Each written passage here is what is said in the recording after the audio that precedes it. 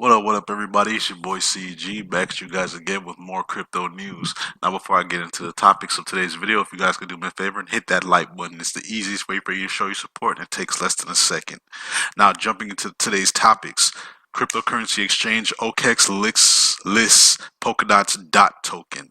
So, for those of you that don't know, Polkadot is an extremely ambitious project. Polkadot essentially allows people to instantaneously create blockchains on top of the ability to allow other blockchains to transact with each other, basically offering the ability to interoperate with each other, or interoperability.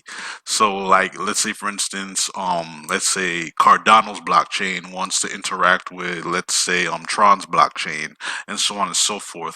Polkadot is essentially going to serve as that bridge that allows these two different frameworks to come together and be able to interact or talk with each other, transact with each other.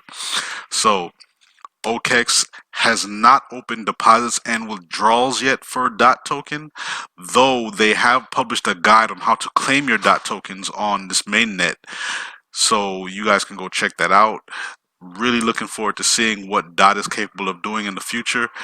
Also, what type of changes it's going to bring to the whole cryptocurrency landscape. Because you guys know we have so many different cryptocurrencies out there that are kind of doing their own thing and vying for that number one spot. But what happens when they don't need that number one spot? What happens when it's just one big ecosystem that can interoperate together without being solely, how can I put this? I don't want to say privatized, but without having like a devoted, how, like, I don't know how to phrase this, but you guys get what I'm trying to say as far as not one cryptocurrency blockchain is going to be the king.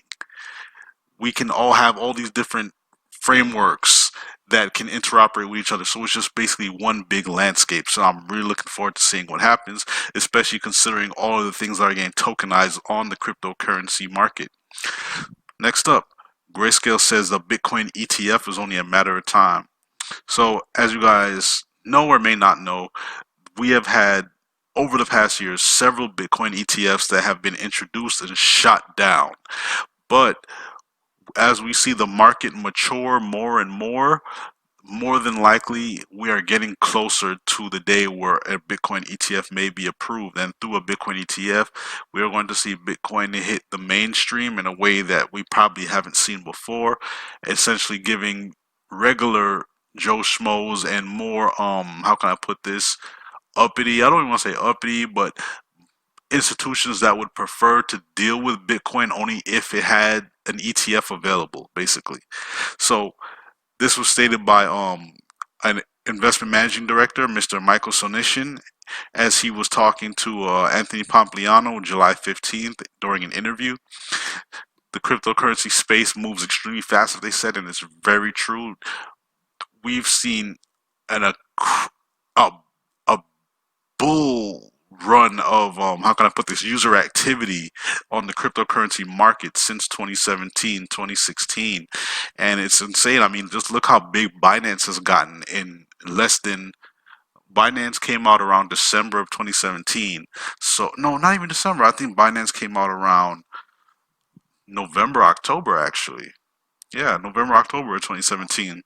So it's going to be really interesting to see where we go from here as far as adoption. The main thing that was holding a lot of Bitcoin ETFs from actually being implemented was the SEC stating that they have a lack of proof that the Bitcoin market isn't being manipulated, basically market manipulation, and confirmation of Bitcoin's market magnitude, essentially the size of the asset, which is really dumb if you ask me. But hey, I'm not one to judge these old coots up there, man. Like, let them do their thing, let them have their way of thinking. In my personal opinion, this is actually really good for the market. Let it grow and mature as much as possible with the retail investors, and then let them enter, because then at that point in time we will have seen a significant amount of growth just from retail people getting in, and then we're going to see even more growth in the space because of more regulated and upscale institutions entering the framework. But that's for the future. Next article: Venezuela bans crypto mining from public housing. So, well, I'm not even gonna say as you guys know, but if you don't know, Venezuela is in a very tough spot.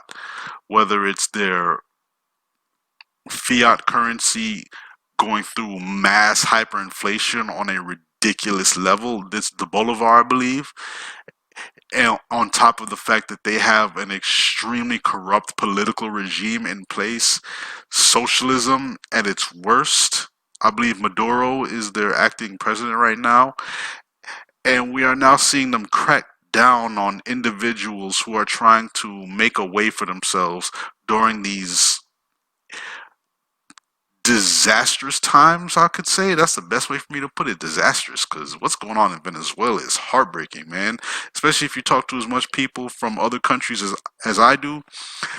You talk to a couple of Venezuelans, you get a good picture of what's going on over there. So essentially what they're stating is that people who are running these cryptocurrency mining rigs in their housing are hurting the local power supply system. The crypto mining activities could harm the distribution of the power supply in every neighborhood, but critics of the measure, primarily through social media, point out that the Venezuelan government was negligent in improving the local electric supply system. The issue went major after a national electric shutdown in 2019 as a result of the failure of the Guri hydroelectric dam. Recently, National Guard of Puerto Ordaz seized 315 BTC mining machines manufactured by Bitmain. The owners of the rigs were told that they did not possess the necessary permits to own and operate the machines. Man, this is ridiculous. And then look at it, look what it says right here. Like, this is essentially, this ban is a part of this vision that they have, or this plan called the Gran Mission Vivienda, a plan by the Venezuelan government to grant housing to citizens with low income amid a long lasting economic crisis that the country had already been facing before COVID showed up. So that's, that's how socialism goes, get you sucking on the government's teeth and have you completely dependent on them, and then they take away all your rights and tell you what you can and can't do. And this so-called hurting local power supply system stuff, this crap, this BS. But I'm not going to talk about this because I can get really I don't want to say in my feelings, but I could really get mad or worked up talking about things like that, because that's just an abuse of power, and seeing it actually play out, maybe not in America but in other places, and just imagining if that was you and that was your country and you were going through that personally and you were powerless, man, I could only imagine. Americans are Googling Bitcoin in the middle of the night. 1 a.m. Eastern is the most popular time in the US to search the biggest word in crypto. So there's been a trend, they say, that's only been appearing over the past week, that Bitcoin has been searched around 1 a.m. in the morning. They say 10 p.m. on the local West Coast, or 10 p.m. in like Cali, and I would say maybe in the South that's probably like 11 p.m., 12 a.m. around that time.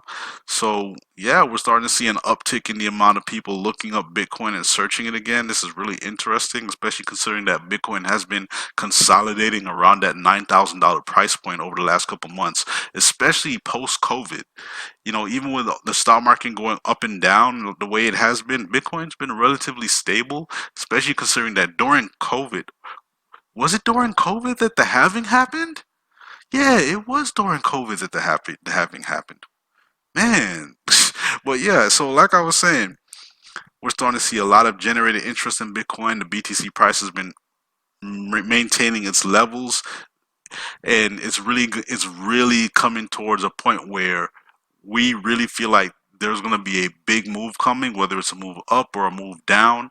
Something is coming, especially with this amount of stability that we've seen. And in my personal opinion, I stated this before, we may more than likely see more upside before we see downside. Then when that downside happens, I believe there's going to be some really big downside. Then we're going to be more upright. But like I always say, that's for the future. We can only guess what's going on right now in the present based on present information. But it's going to be a really interesting second half of 2020. Anyway, this has been your boy CG, everybody. Have a great night. Peace. I'm out.